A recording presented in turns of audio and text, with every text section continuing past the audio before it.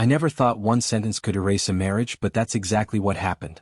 When he said, "If you didn't need me, you'd be gone," I didn't pause. I didn't think. I didn't feel the weight of what he was really asking. I smirked and said, "Exactly." At the time it felt powerful. Honest. Like I was finally saying what I'd been thinking for years. Now it's the sentence that echoes in my head every night because now I need him, and he's gone. My name is Claire. I'm 35. And for most of my marriage I believed needing someone was a weakness. I was proud of being independent, proud of paying my own bills before we married, proud of never asking for help. When I met Daniel, I told myself he was my partner, not my lifeline. He was steady, dependable, quiet in a way that felt safe. I mistook that safety for something that would never disappear. Daniel needed me. That part was always obvious. He adjusted his life around mine. My job, my moods, my plans. If I was tired, he canceled things. If I was stressed, he listened. If I snapped, he let it go. I told myself that was just who he was, easygoing, secure, unbothered.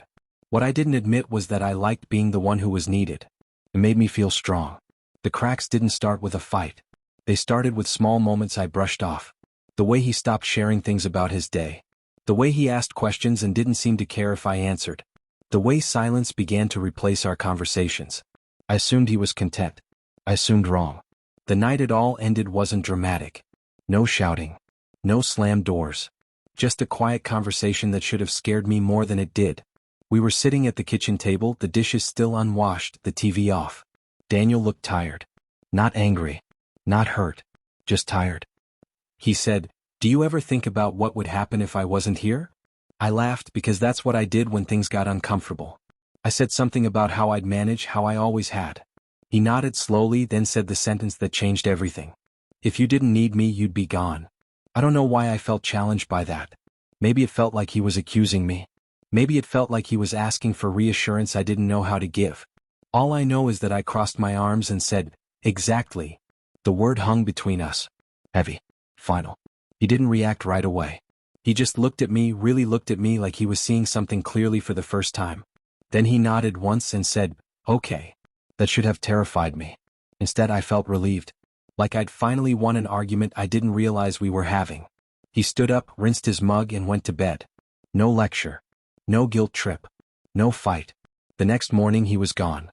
Not just gone for the day. Gone. His clothes were missing from the closet. His toothbrush was gone. The extra charger he always kept in his bag was gone.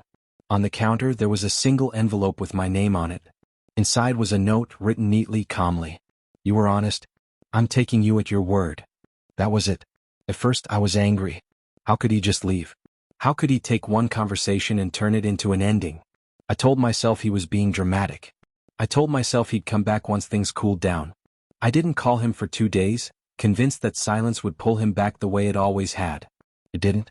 By the third day the anger faded and something colder took its place. The apartment felt wrong. Too quiet. Too empty. I realized I didn't know where he was staying. I didn't know who he was talking to. I didn't even know if he was okay. I texted him, casually at first. Then more urgently. Then not casually at all. No reply. That's when it hit me. Needing someone isn't about dependency. It's about connection. And I had confused the two for years. I started noticing everything he used to do that I'd never thanked him for. The way he remembered my schedule better than I did. The way he made space for me without ever asking for it back. The way he loved me quietly without conditions, until he realized that love wasn't being returned. A week later, I ran into his sister at the grocery store. She looked surprised to see me alone. I asked her how he was, trying to sound casual. She hesitated, then said, "He's okay." Lighter, actually. That word hurt more than anger ever could. Now months have passed. I still reach for my phone when something good or bad happens. I still expect him to be there when the world feels heavy. The difference is, now I understand what I lost. I didn't lose him because I didn't need him. I lost him because I made him feel like he didn't matter. I thought independence made me powerful. I thought love meant never having to lean too hard. I was wrong. Love isn't about proving you can leave. It's about choosing to stay, and making the other person feel chosen. He needed to feel needed too. And by the time I understood that, he was already gone.